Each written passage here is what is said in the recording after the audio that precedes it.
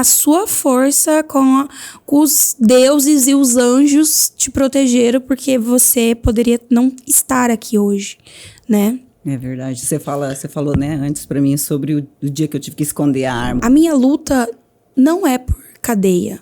A minha luta é por educação, é por conscientização. A cadeia, a condenação, o processo, ele é uma...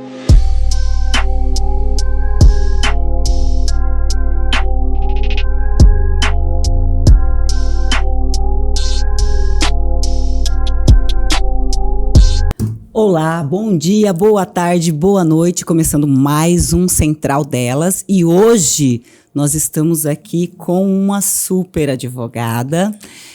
Mas antes de eu apresentar a minha nova convidada, eu quero pedir para vocês seguir, compartilhar, dar o seu like e fala para os amigos, conta um pouquinho, fala um pouquinho da nossa história.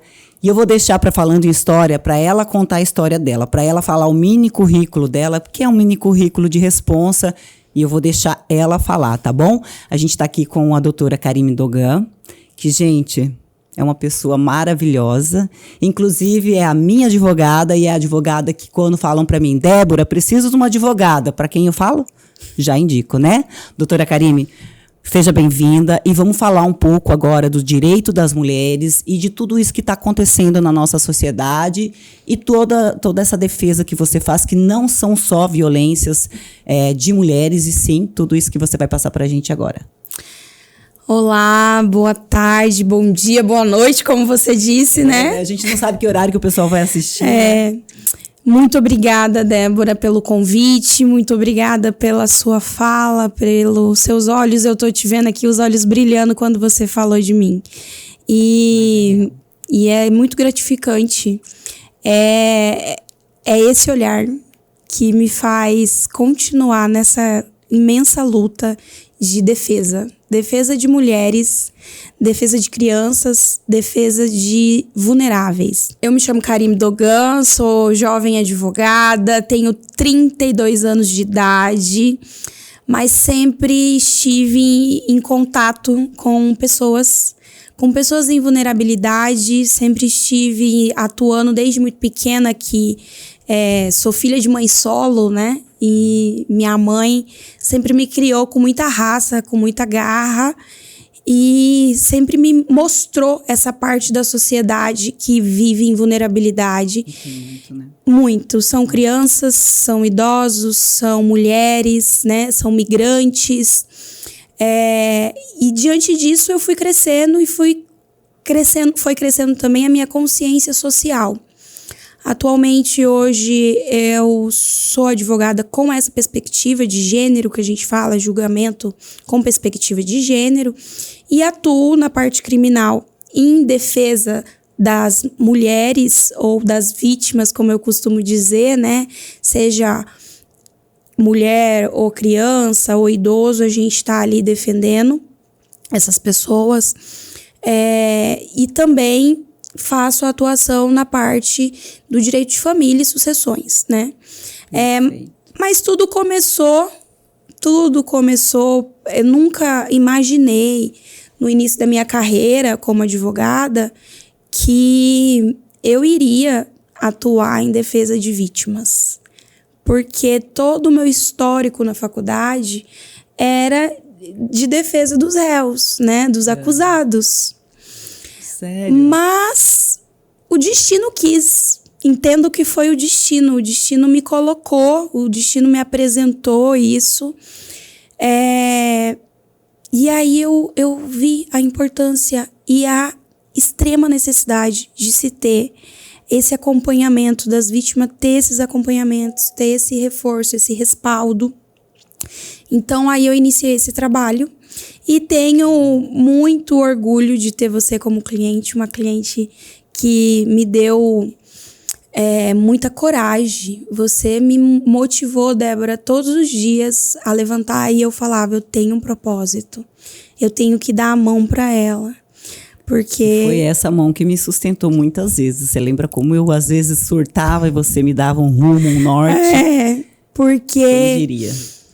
quando você ficava em vulnerabilidade, né, com medo, cada pedido de HC, de habeas corpus, né, a defesa dele entrava e eu falava calma, e você vinha chorando, e eu falava, não, eu não posso desistir, a gente tem que continuar, vamos trabalhar, esse HC não vai ser deferido, respira, e isso veio me motivando cada vez mais, e cada vez mais esse fluxo infelizmente, de mulheres vítimas tá entrando no escritório, e eu tento da melhor forma possível, diante da lei, né? Sim. E a defendê-las, a acolher, né? Exatamente, porque não é só ali a gente chega muito machucada e com muito medo. Muito. Aí vocês dão aquelas informações que, no meu caso... Gente, eu vou falar uma coisa que é o meu caso, que se não fosse a doutora Karime me orientar, eu teria feito só um boletim de ocorrência de violência doméstica. E para mim, violência doméstica era violência física. Então, aonde entra esse suporte de um advogado, de uma pessoa que entende realmente? Foi onde você me orientou todas as outras, né?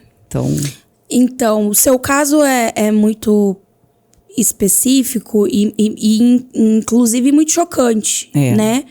Porque eu tenho uma conduta no escritório quando eu vou atender, a gente tem uma conduta de atendimento, que foi o que eu fiz com você, que eu vou, na conversa, eu vou ticando todos os crimes da Maria da Penha, né? Exato. Que é uma lei específica e que tem aí seus 5 tipos de crimes. O último é o feminicídio, que é quando é a vítima fatal. Que eu me livrei por pouco. Foi sabe da história. Pouco, eu quero até que você comente depois, que eu acho que...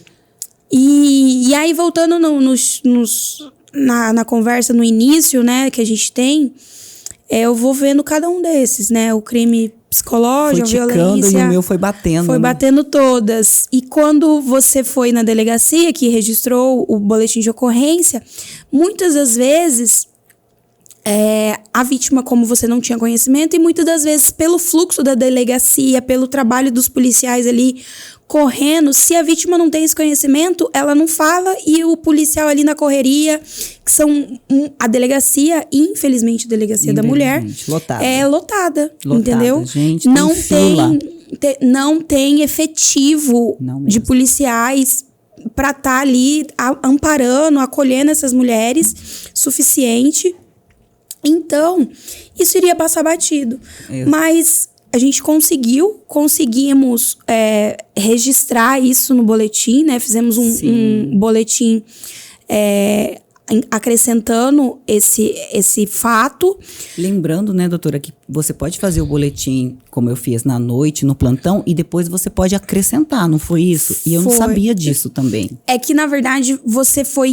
O primeiro a gente faz o boletim de ocorrência, né, que é ali no flagrante, né, ali no momento da agressão, se você vai buscar, porque você foi buscar aquilo ali no momento que você se viu, eu vou morrer. Né? Aí você saiu de casa no desespero e voou atrás da polícia. Sim. Que ele vai voltar aqui e vai me matar. Ou então, se você for fazer posteriormente o boletim de ocorrência, desse boletim vai gerar um inquérito. E desse inquérito você vai ser ouvida, você vai ser intimada, né, para você ser ouvida. Muitas das vezes, a vítima, ela faz o BO e já é ouvida direto para fazer o seu depoimento. Por conta de uma particularidade que foi feito na Lei Maria da Penha, no trâmite do inquérito, para não ter a revitimização. Porque anteriormente a vítima ia para a delegacia, fazia o BO e depois voltava na delegacia constantemente para falar tudo de novo, e aquilo causa uma dor muito grande. Eu passei por 2, né? O meu foram 2 depoimentos. Então, você reviver tudo isso é muito sofrido. Então, a importância de ter esse conhecimento, de ter bons profissionais, né, policiais, uma equipe técnica multidisciplinar com psicólogos, assistentes sociais, nesses ambientes, é extremamente importante para fazer isso. Sim, e falta efetivo. Até tem. Mas a demanda é muito grande. A demanda é muito grande. Porque quando eu fui fazer o meu boletim, foi oferecido. Só que tinham 4 outras vítimas comigo. Então foi tudo muito atropelado. Eu, inclusive, tive que pedir para fazer o corpo de delito. Lembrando que nesse tempo eu não tinha um acompanhamento da doutora, que foi na noite do acontecido, foi no meu primeiro momento. Posteriormente que você entrou em contato e aí a gente iniciou. E aí foi esse contato, né? Que aí você foi entendendo, porque as Quais pessoas... eram as outras violências, as violências e como que funciona o sistema jurídico, né? O sistema da delegacia. Nós não temos... mulheres não têm conhecimento de delegacia. Delegacia é um ambiente hostil. Exatamente, demais. Né? É muito hostil. A gente não frequenta esses lugares. Ninguém gostaria de frequentar. Vocês não sabem como falar, como dizer. E ali, numa situação de vulnerabilidade extrema, a importância de se ter um amparo, né? Uma orientação mais direcionada para fazer todo esse acompanhamento e esses registros. E, no seu caso, o que aconteceu? O seu caso é extremamente complexo, né? E que, diante de... Foi um relacionamento inteiro de violência, né? Foi uma união do início até o final, que com a sua força, com os deuses e os anjos te protegeram, porque você poderia não estar aqui hoje, né? É verdade. Você falou, né, antes pra mim sobre o dia que eu tive que esconder a arma, né? Ele ser policial, sempre armado. E tem uma passagem no meu inquérito que fala isso. Isso eu nunca esqueci e acho que nunca vou esquecer. Na nossa conversa, você relatando, porque tem que ser feita essa narrativa muito bem feita pra gente conseguir ter esse embasamento processual, né? Você me contou, e aquilo não vai sair da minha cabeça nunca, né? Que na primeira agressão física que você sofreu, você viu a arma e escondeu, jogou a arma no sofá, né? Dentro do sofá. Dentro do sofá. Do buraco do sofá. No buraquinho do sofá, e essa arma ficou lá. E ele saía gritando, né? Querendo a arma. Achando a arma enquanto eu fugi. Essa foi... E você saiu, conseguiu desvencilhar. Se tivesse aquela arma ali, já tinha ido. Já era Como mais também você me contou depois que vocês tiveram até um término, né? Fiz. Depois dessa agressão. E aí você fez um protocolo com ele, né? Da arma. Você conta um pouquinho aí. Então, aquelas promessas, né? De idas e vindas. E também sobre as ameaças, né? Que você sabe que hoje ele está preso pelas provas robustas que a gente tem, que a doutora conseguiu provar. Nesse âmbito todo, eu tinha essa ameaça de que se eu largasse dele, ele faria algo contra meu filho.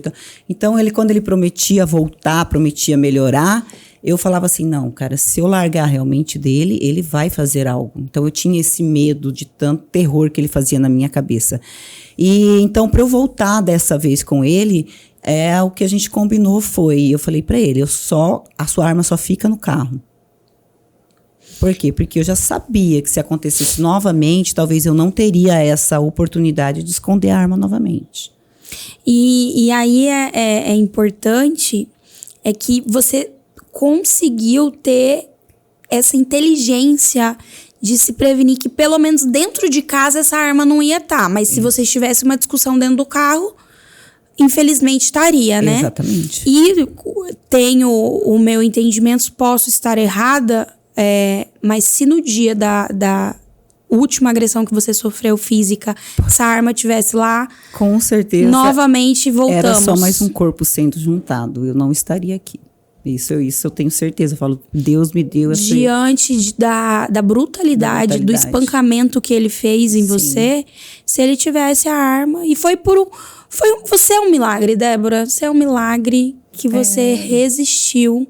Você é o exemplo da força. Gente, essa mulher é uma força... É incrível. E essa força, ela vai ser usada agora. Porque se Deus me deu essa oportunidade de ter sobrevivido a tudo isso, dessa arma não estar lá, é para isso. É para dar voz a outras mulheres e a falar, gente, denuncia. E isso é extremamente importante.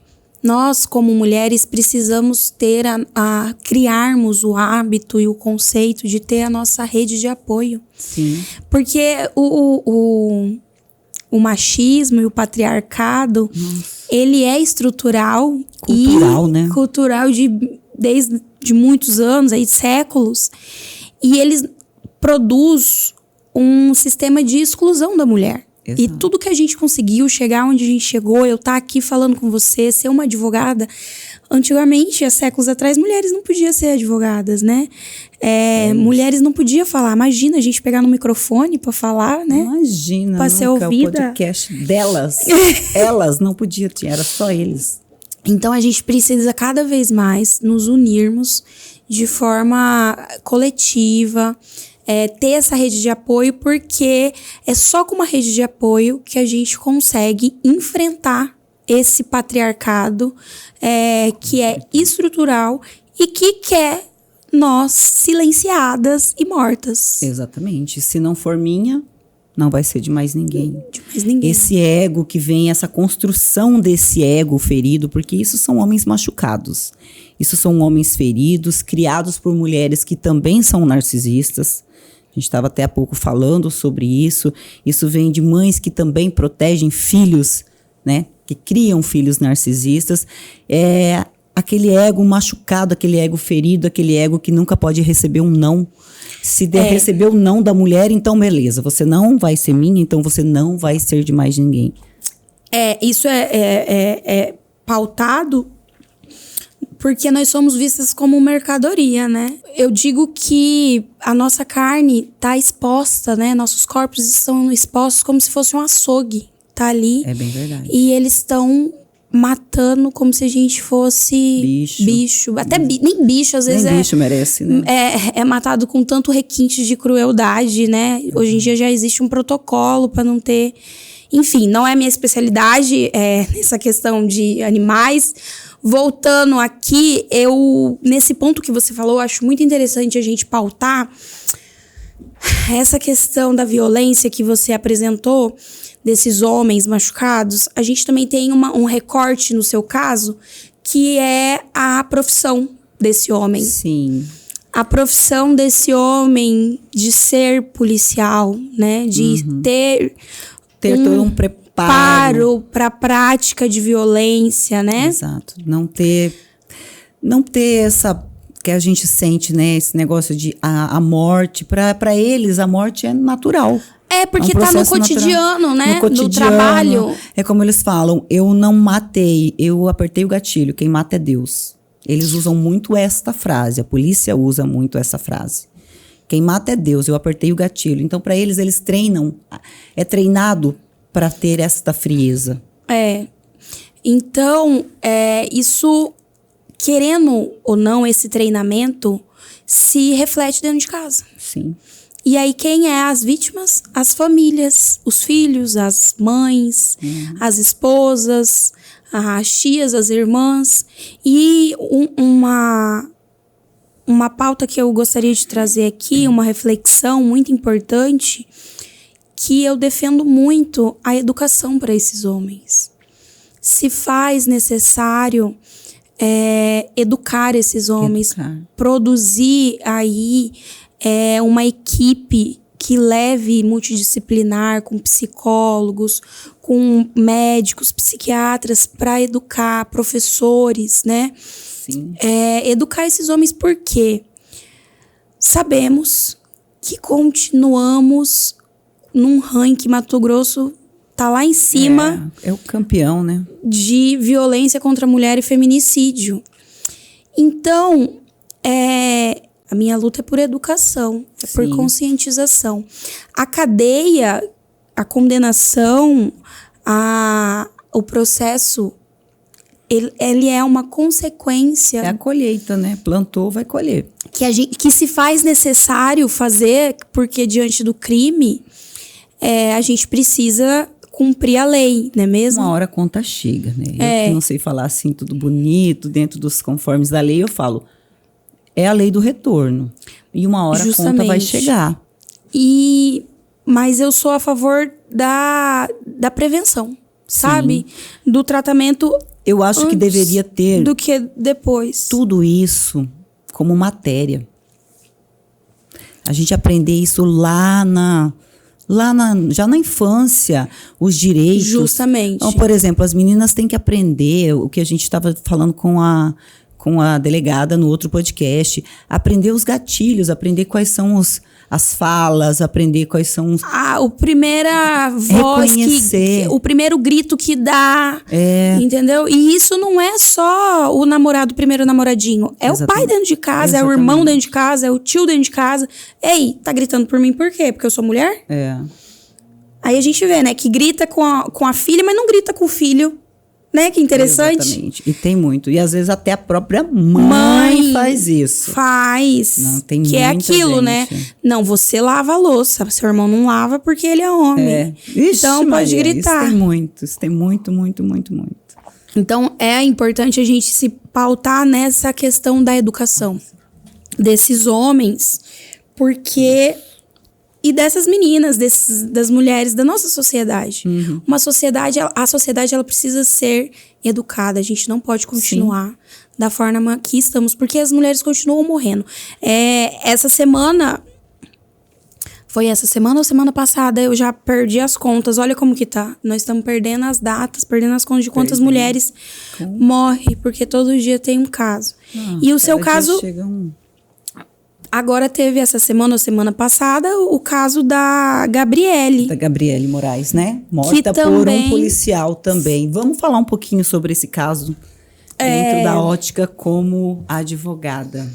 Até porque ele casa um pouco com o meu caso, né? Justamente. Conta aí, doutora, um pouquinho por que tem isso. A Gabriele, eu não sou advogada da família, não tô aqui para falar em nome da família dela, mas o que eu vi ali da análise, por tudo que tudo que eu sei, tudo que eu vou falar aqui é diante das matérias jornalísticas que saiu, muitas, né? Porque contando deu uma repercussão muito grande, né? Justamente. Então, o que eu vejo, a Gabriele, é algo muito forte, muito revoltante. E 31 anos é o que mais me chama a atenção. 31 anos. Eu tenho 32. E sempre veio esse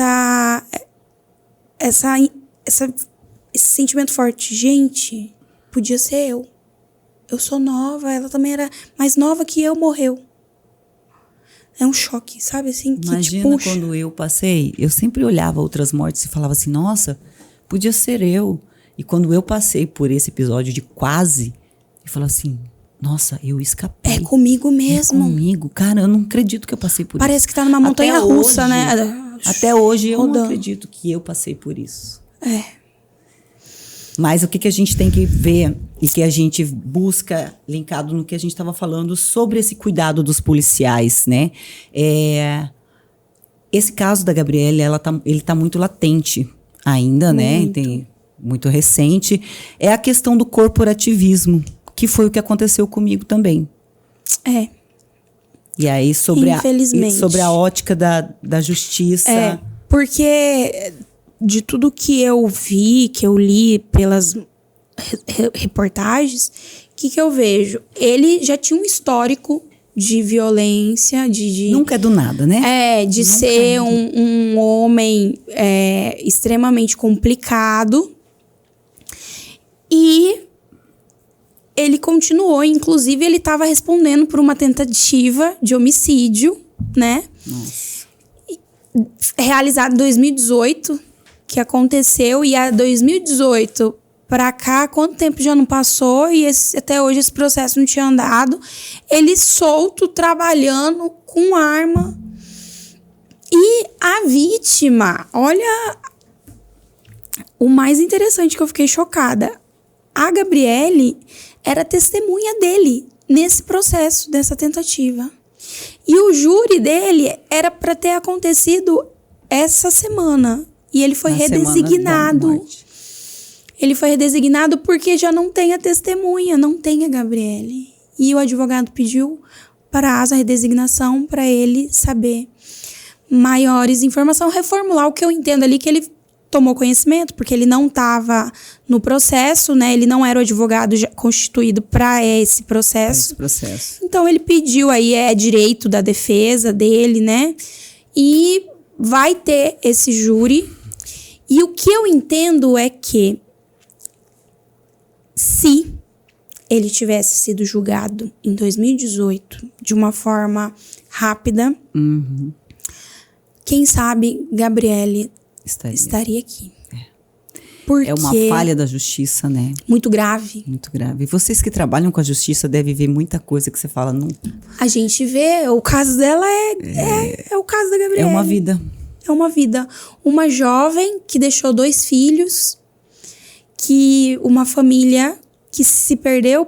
Eu não consigo imaginar a dor da família dela, de ter que criar essas 2 crianças sozinhos, porque o pai vai pra cadeia, pelo menos a gente espera, né? A gente espera, né? Que dessa vez ele cumpra, né? Que ele não saia, igual aconteceu em 2018, que ele não tava preso. Sim. E essas crianças precisam ser cuidadas.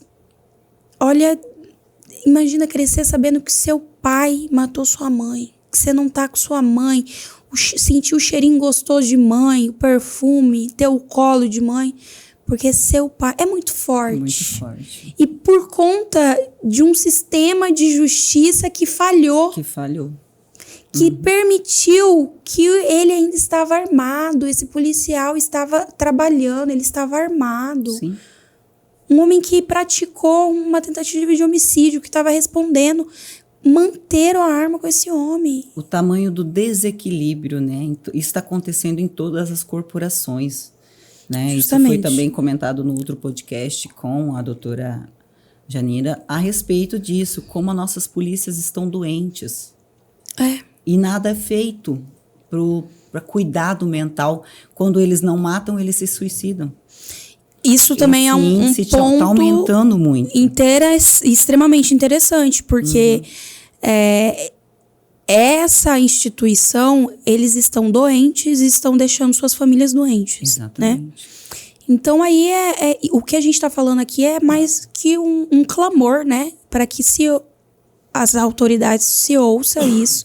E vamos sentar e dialogar e construir políticas públicas que traga aí um resultado efetivo, né? Sim. Para esse cenário caótico que estamos vivendo. Às vezes eles não querem sair, se afastar e ser cuidados porque eles precisam daquela remuneração. E fora o preconceito dentro da instituição. Né? Ele tá doido. Tá doido, ele tá fazendo tratamento psiquiátrico. Aí, fulano, ó, tá doido, desequilibrado, é doido. Mas eu entendo perfeitamente, porque é um ambiente hostil, é uma tensão todos os dias, é um risco de morrer todo dia, mas isso não dá direito dele matar. Exatamente. Matar a mãe dos seus filhos. Não dá direito. Não dá mesmo. E é muito triste isso. E essa falta de cuidado, eu acho que eles se cuidam entre eles. Por isso esse corporativismo, que é o que aconteceu no meu caso, eles tentando um proteger o outro. Tanto que foi o caso da Gabrielle também, né? Não foi só o meu caso, onde foram lá e tentaram mudar a cena ou tentar me coagir a não ir. Sim, o seu caso não teve flagrante. Que era pra ter tido. Era pra ter tido, normal. Né? Porque eles falaram que foram lá pegar ele. Não teve flagrante. E não foram atrás dele, uai. O homem quase matou, tá solto, todo mundo sabendo que tá andando pela cidade, não foram atrás do homem. Mas foram eles que tiraram ele de lá, de dentro. As câmeras mostraram, né, doutora? A gente teve lá acesso às câmeras. Ele saiu de lá, dentro da viatura, levado para passear. Enfim. E não preso, né? Essa questão aí tá sendo analisada pela corregedoria. Vamos ver o que vai ser determinado pela corregedoria. Mas é interessante fazer esse recorte, né, do corporativismo. Sim. Que... Até uma coisa assim que eu comentei, eu sempre comento, essa questão da corregedoria. A corregedoria, ela é o órgão que vai fiscalizar. E quem fiscaliza a corregedoria? Porque o meu ex falava, eu tenho gente dentro da corregedoria, por isso que nunca deu nada para mim. Certo? E muitas mulheres, vieram me falar, olha, meu ex, ou eu estou, ou já fui mulher de policial, eu denunciei porque elas não conhecem esse caminho, esse conhecimento de você fazer lá pela Delegacia da Mulher. Eu acho que agora que está sendo divulgado. Sim. Eu fui na corregedoria e eu denunciei, eu falei que ele estava me agredindo e tal, mostrei, né? Mas eles não veem indícios. Então, eles não veem ou eles não querem ver? Esse caso da Gabriele, isso aí já estava na corregedoria, com certeza, se ele tentou matar outra pessoa. Estava respondendo. Cadê esse órgão? O que ele fez? É porque... Essa é a minha grande dúvida, sabe? Eu entendo, aí não tô com muita propriedade para falar, mas eu entendo que é tudo muito devagar, porque é algo muito sensível, né? Você tá lidando ali com algo muito sensível, que é o direito, o trabalho, é a questão do concurso, que é um concurso público. Uhum. E eu entendo também que no seu caso, que teve outras inúmeras vítimas, a questão das denúncias que foram feitas na corregedoria foi denúncias realizadas no lugar errado. No lugar errado, é isso. Entendeu? Falta de sabedoria, de conhecimento. Sabedoria não, é conhecimento dessas mulheres, de procurar o lugar correto, que é a Delegacia da Mulher. Mas esse é o intuito desse podcast. Esse é o real intuito deste podcast. É levar, através das minhas experiências, das minhas falhas, de tudo que eu precisei buscar, aprender e ter o conhecimento através das orientações sua, da delegada e de todo mundo que me deu esse apoio, levar esse conhecimento. Porque se é mulher de militar, ainda a pessoa vai, mas só adianta ir na corregedoria. Não. Não, foi falamos sonoro. Foi sonoro. Não é na corregedoria. A corregedoria é um segundo processo, não é isso? É um plus. Abre-se um boletim de ocorrência, de preferência, mulheres. Lá na Carmim de Campos, né? Não é em qualquer delegacia. Você não vai em qualquer delegacia. Quando é uma violência doméstica...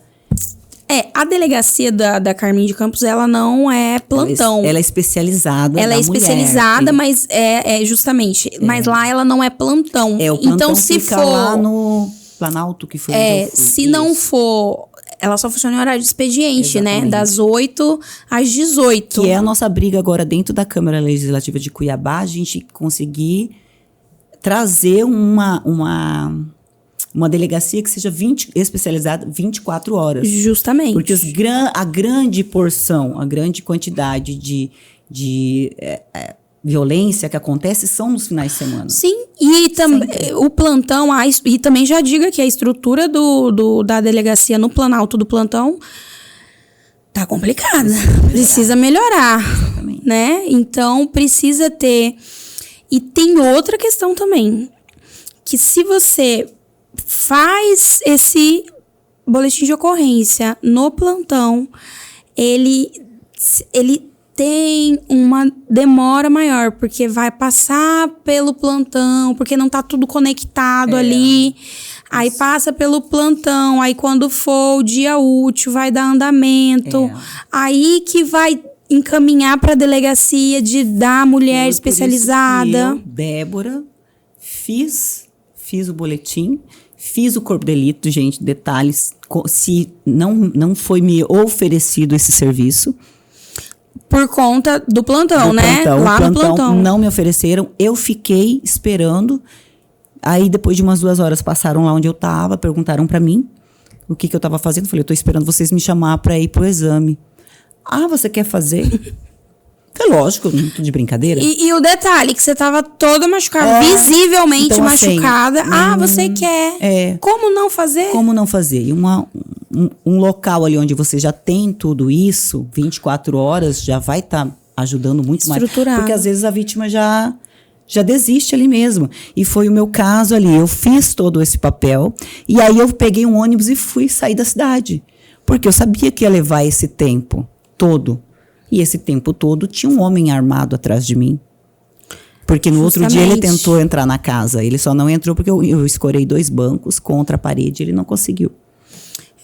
Justamente. Né? Então, a importância de se articular aí uma reestruturação, né? Políticas públicas nessa hora de reestruturação, de colocar tudo junto, em conjunto, um maior efetivo também para essa delegacia, para ter condições de atuar no plantão 24 horas, tudo isso. E, no seu caso também, eu gostaria de ressaltar também o excelente trabalho realizado pela Delegacia da Mulher, que é a equipe maravilhosa. Né? E eu trabalho com eles ali no cotidiano, sempre fui muito bem tratada, a doutora muito bem acolhida, né? Na época o doutor Marcelo também estava lá, Doutor né? Marcelo, doutor Luiz. Exatamente. Mas a Doutor doutora Clay. Judá, eu vou falar, ela mora no meu coração. Ela, né? Estava com a gente o tempo todo, preocupada com o caso, enfim. E ela é uma mãezona das mulheres que vão lá. Ela também leva essa causa, né? Leva muito, a sério. Ela faz com muito respeito. Palestra, ela tá sempre junto nos... E isso é importante. É aquilo que a gente falou no início, né? De mulheres se montar grupos, né? Estar em redes conectados pra gente estar nos apoiando, nos defendendo. O que eu comentei no começo, para falar de você. É fácil, a doutora faz um trabalho que é o trabalho, mas é o dia a dia. É o que a doutora Judá faz também. Ela leva isso não só como um trabalho, leva como uma bandeira. O seu trabalho de defender a minoria quando fecha o escritório, você está defendendo a minoria do mesmo jeito. Eu acompanho o seu Instagram, eu acompanho a sua luta, ajudando as pessoas nas ONGs que você trabalha, que não são poucas, né? Esse pessoal agora que... ela tá sempre pedindo, gente, fralda, leite, me ajuda, compartilha, né?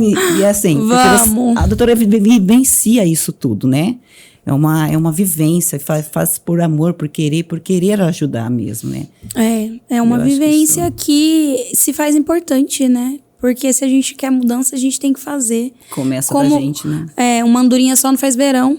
E eu agradeço sempre pelo seu apoio, né? Porque você tem muitos seguidores nas redes sociais e sempre publica. E sempre tenho ajuda das suas seguidoras que apoiam a causa. Sim. Com doação, com ajuda, com até mesmo querendo prestar serviço junto nas ações sociais. Às vezes só tá lá para dar um apoio, né? Às vezes não tem. Que é importantíssimo. Que a gente também precisa de mãos para fazer, Exatamente. Né? E a gente, se futuramente conseguir, né? A gente tem uma vontade, eu e a doutora, a gente tem vontade de crescer esse nosso apoio. Eu dentro dessa luta contra a violência doméstica e ela dentro dessas ONGs dela, de fazer algo maior por mulheres. E precisamos. E a gente vai caçar um jeito de fazer. Vamos construir. Mas nós vamos construir um jeito de ajudar mais gente.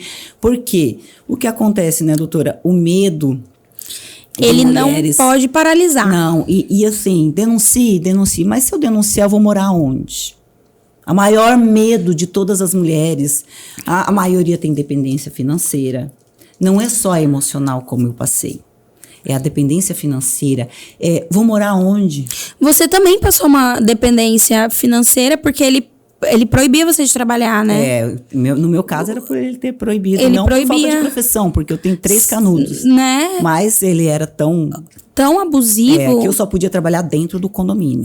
Jamais eu poderia... E aí a rede ali do condomínio era insuficiente para os seus gastos, para sua manutenção, para sua liberdade, para tudo, né? Tanto que depois que ele saiu da minha vida, bum.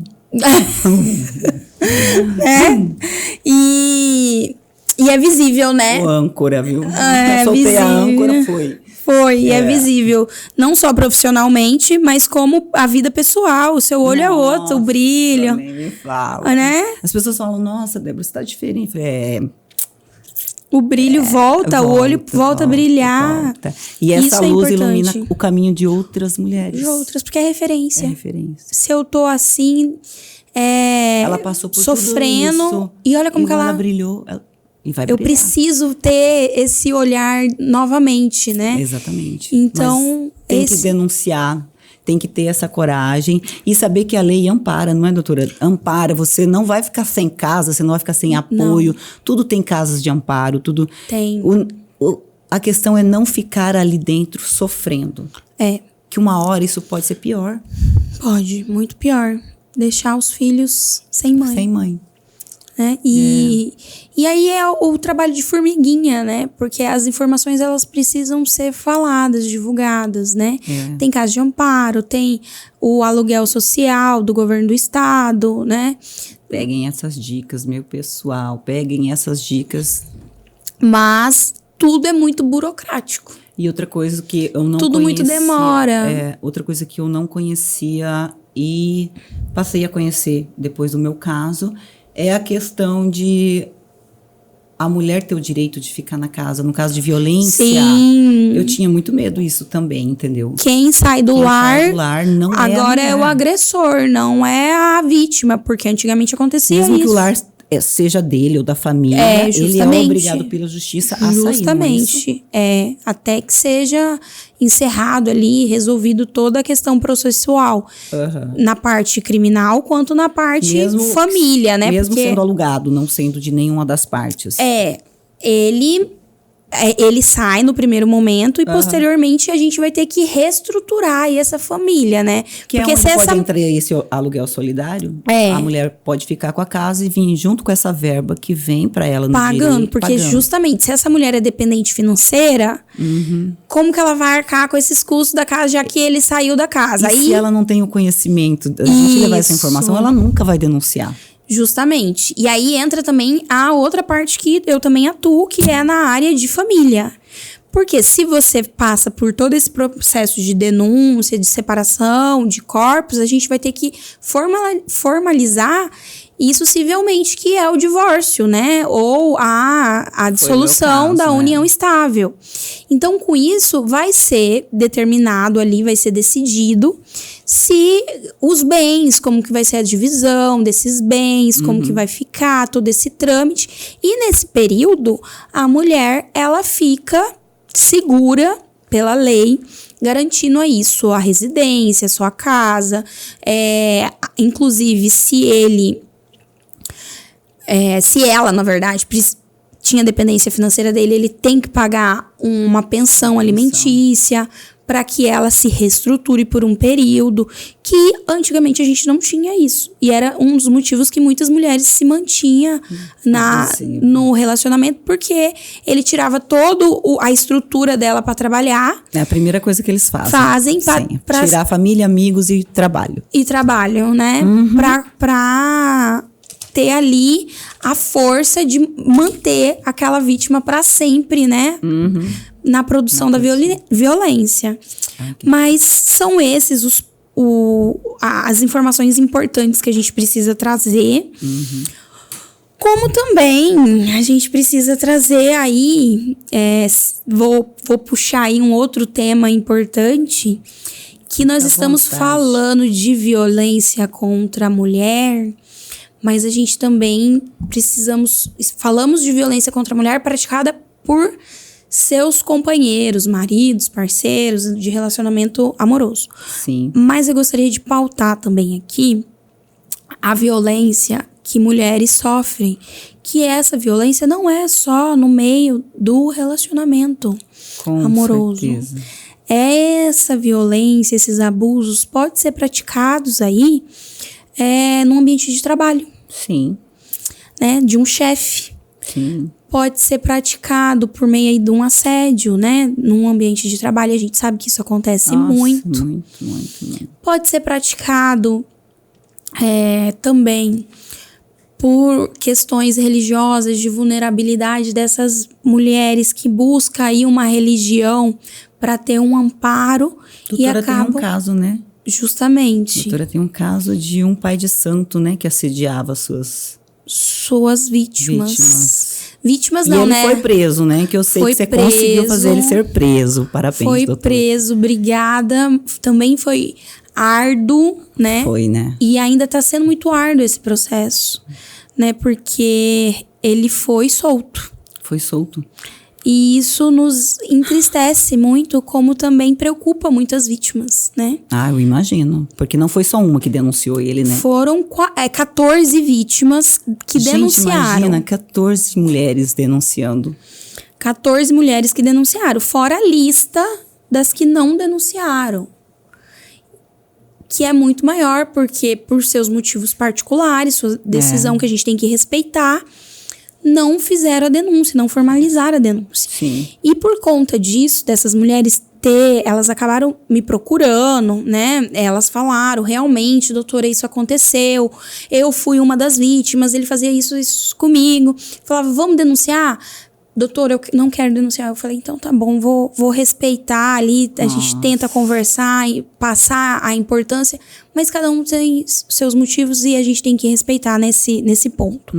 E o que acontece é que eu digo, junto com a doutora Rosana Leite, que é a defensora pública, que a gente atuamos juntos nesse caso, que ele é o João de Deus Cuiabano. Cuiabano. Ele é o próprio João de Deus Cuiabano. Quantas mulheres ele... Quantas mulheres que ele abusou, que ele violentou, que ele praticou o crime de estupro e que infelizmente está solto. Atualmente ele foi solto. Ele se validou de alguma lacuna na lei para estar solto hoje? Sim, porque nós estamos já no final do processo, né? E por conta da dilação de prazo para a produção de provas, prazos. Sempre a os demora prazos, né? deu o direito para ele de ser solto. Mas eu tenho um entendimento contrário, né? Eu tenho um entendimento contrário do que foi. Quer colocar seu ponto de vista? Porque não tem como ter, por mais que seja um direito por conta da demora processual, a pessoa não pode ficar ali eternamente. Por isso que tem essa decisão que, se não for concluído no prazo que tem no Código de Processo Penal ali, ela tem que ser colocada em liberdade, né? Isso é correto. O meu medo. Esse é o meu grande medo. Justamente, esse é o medo seu, que a gente lida todos os dias, né? E todos os dias eu olho o processo e eu falo, mais um dia. Mais um dia. Mais um dia. E a gente vai assim, a cada dia vivendo. E o que aconteceu nesse caso é que, por conta dessa dilação de prazo, por conta das provas, foi entendido que ele teria esse direito. Justiça brasileira, faz isso não. Mas o meu entendimento é que ele não poderia ter esse direito, porque ele praticou crimes muito sérios. Claro. E que tem respaldo aí até mesmo pela defesa da vítima, a periculosidade dele de ir atrás dessas meninas. Então isso poderia ter sido analisado, né? Ali tem muitos indícios probatórios da gravidade, que não seria o caso dele responder, esperar a sentença em liberdade, né? Isso vai de juiz para juiz? Ou não? Não sei te dizer, não sei. Porque às vezes uma análise mais profunda, igual você falou. E aí é interessante que, não sei, eu falei que não sei te dizer, mas é interessante agora que eu fiz um recorte, que esse caso ele não tá na violência doméstica. Né? Então a gente não tem vínculo, né? O juiz que tá respondendo, que é o responsável por esse processo, ele não faz a análise com essa perspectiva do que a gente tem na violência doméstica. Que eu acho que é mais fino. Mais filtrado. Mais tem uma questão de saber da periculosidade, de se respaldar ali, essa questão da vítima, de se colocar em liberdade, ela vinha sofrer efetivamente um feminicídio.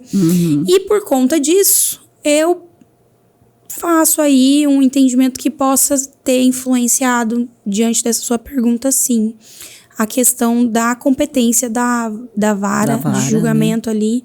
Pode ter sido isso, uma da justificativa, mas não sei afirmar com propriedade, certeza. Mas a gente aguarda, né? Estamos trabalhando arduamente. Com certeza, né? para que isso se encerre, até porque esse caso tem mais tempo que o seu.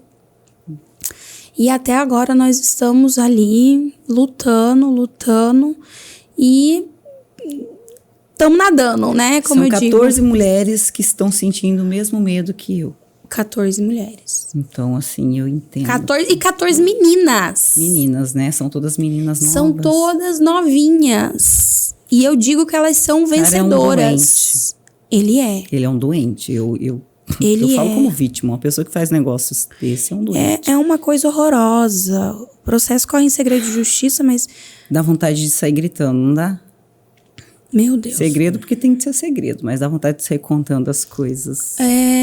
O que acontece é que essas meninas são muito fortes. Porque elas são novas, inclusive uma menor de idade. Nossa. E tiveram a coragem de se unir. Fizeram justamente aquilo que a gente falou no começo. Uma rede, se conectaram, se estruturaram e fizeram a denúncia.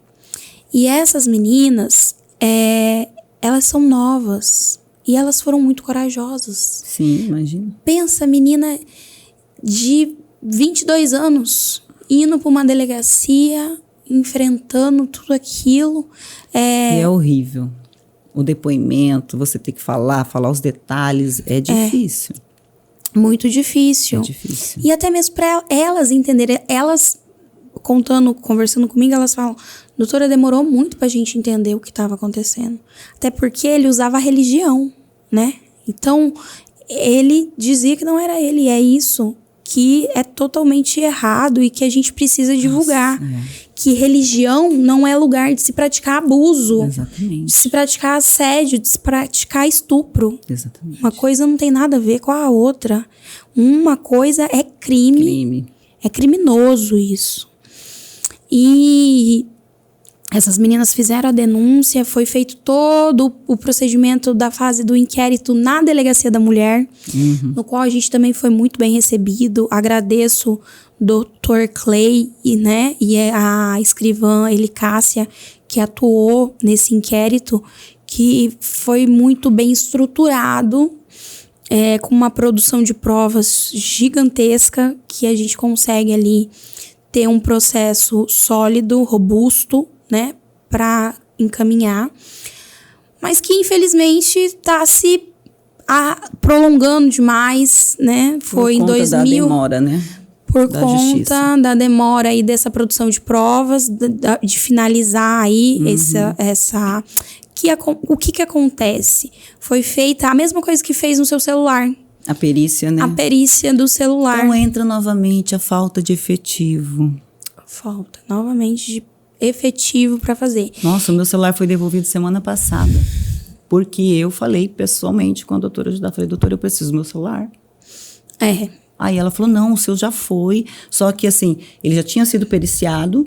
Só que ninguém me avisou. Porque também falta... Às vezes falta uma pessoa ter essa demanda ali. Essa pessoa fala, observar, vem buscar, né? E esse processo específico, o que acontece? É gigante. Imagina 14 celulares para você. Não é 14 celulares, é o celular dele. É o dele? É só o celular dele que está sendo periciado e é gigante. Imagina. Não sei quantos megas que tem que ser analisado. E aí você falou certo, a falta de efetivo para produzir esse laudo. É muito conteúdo. Muito conteúdo. Imagina, do Mato Grosso todo. Eu fiquei sabendo que eles fazem do Mato Grosso todo. Então, são poucos técnicos peritos. São poucos técnicos peritos. E aí, a gente está nessa situação. Já teve um andamento dessa perícia, mas precisa concluir ela. E nós estamos aí nessa fase que ela já foi concluída, mas precisa agora encaminhar o resultado final. Nós estamos aguardando. Vamos aguardar, vamos continuar lutando. Vamos continuar falando, porque se faz necessário. E essas meninas esperam uma resposta da justiça, do Poder Judiciário. A gente não pode escalar. Essas meninas precisam de uma resposta. Elas almejam por uma resposta. Elas não podem viver com medo. E com a frustração de ter tido a coragem de falar, de denunciar, e não vai nada, né? Buscar o sistema judiciário, de buscar o Estado para defender elas e ter um estado omisso. Exatamente. E ter um estado omisso. E eu não, elas fazem acompanhamento psicológico e é muito grave, sabe? Até hoje elas estão vindo fazendo acompanhamento psicológico, porque vai ser sequelas. Sim. Que não tem como explicar, mensurar se vai ter como, né? A gente vai fazer aí o tratamento, mas, como você disse, é o resto da vida e é cada dia um dia vivendo. O que a gente busca é que esse processo se encerre o quanto antes, de forma justa, né? Preferência, né? Com todos os direitos deles sendo garantidos, né? Porque eu prezo pelo uso das garantias processuais de ambas as partes. Sim. Né? Pra gente ter um processo justo, legítimo e que posteriormente não venha a ser anulado. Com certeza, porque ainda tem isso, né? Porque senão acaba anulando e aí a gente não quer isso. Então, que ambas as partes tenham seus direitos de defesa, de produção de provas, de respeito, mas que a justiça precisa ser feita, precisa ser analisada, precisa se decidir. Até mesmo, eu digo, que é um meio de cura. Sim. É um meio de cura para as vítimas. Sim. Porque na hora que se é um alívio. Tem uma decisão, você fala, pronto. Como você falou, um alívio, né? Eu preciso desse alívio. Eu penso todo dia em respirar, em ter esse alívio. Então, eu do outro lado, eu como vítima, eu falo, poxa, que dia que eu vou saber que a justiça foi feita. Foi feita, que tem algo sendo realmente feito. E é justamente isso que essas meninas falam comigo. Sim. A gente tem um grupo de WhatsApp que a gente conversa e é isso que elas falam, doutora, tudo aquilo, tantos depoimentos, tanto Quanta trabalho, dor. Né? E agora com medo, porque tá solto, né? Como que nós vamos ficar? Vai ser tudo em vão? E aos poucos eu vou acalmando ela, mas eu não... Infelizmente, eu não posso... Eu tô fazendo até onde eu posso, até onde é minha competência, né? Pela lei. Mas a gente aguarda e eu espero que isso não fique impune, né? Porque senão, se essas coisas ficarem impunes, isso vão calar outras mulheres. Justamente. Isso vai calar outras. Fala, mas fulana, ciclana enfrentou o sistema tudo, sozinha e deu em nada. Deu em nada. Por isso que... E o medo, porque as meninas têm medo. Sim. Aí eu vou correr o risco de morrer, né? De perder um emprego e não vai dar em nada. É o meu caso. Eu falo assim, eu coloquei a cara a tapa, eu joguei tudo na mídia, eu denunciei, eu corri atrás, mas eu vivo com medo. É um medo. E se a justiça não fizer a parte dela, não sei se vai ser frustrante, eu não sei o que vai ser, mas eu convivo com esse medo 24 horas. Até esperar essa notícia que eu espero que a justiça venha ser feita. Estamos aguardando. Vamos fazer o que tem que ser feito. Não vamos nos calar. Não vamos. Deixa a justiça no tempo dela, que a gente já sabe que é demorado. Enquanto isso, a gente fica conversando, falando aqui no Central Delas, trazendo mulheres que não deixam a gente se calar, mulheres que trazem as pautas corretas na hora certa, estimulando vocês, mulheres, a fazer denúncias, a conhecer um pouco desse universo. E é isso que eu falo, gente. Vamos nos unir e fazer do Central Delas essa rede de apoio de mulheres, por mais Déboras, por mais dessas 14 meninas, por mais mulheres como a doutora Karime, para que a gente consiga ganhar essa rede de apoio e juntas sermos mais fortes. Não é, doutora? Justamente. Então, eu gostaria muito de te agradecer. Muito obrigada. Por toda a palavra, por todo o apoio, por todo o ensinamento. Obrigada por ser força, por ser voz. Amém. Por ser competência. E eu gostaria só, para finalizar, o caso da Gabriele, eu quero fechar com isso. Fale sobre ela. Porque o assassino disse que foi uma tragédia. E eu gostaria de pautar que não foi tragédia. Não existe, neste caso, tragédia. Tragédia não é essa denominação. O que aconteceu ali foi um assassinato brutal. Covarde. Todo mundo já sabe disso. Né? Então, ele tá vindo com uma história, com um discurso de tragédia. Não. não é tragédia. Foi um assassinato brutal no qual essa menina foi vítima. Chamo ela de menina porque eu também me acho menininha, tá?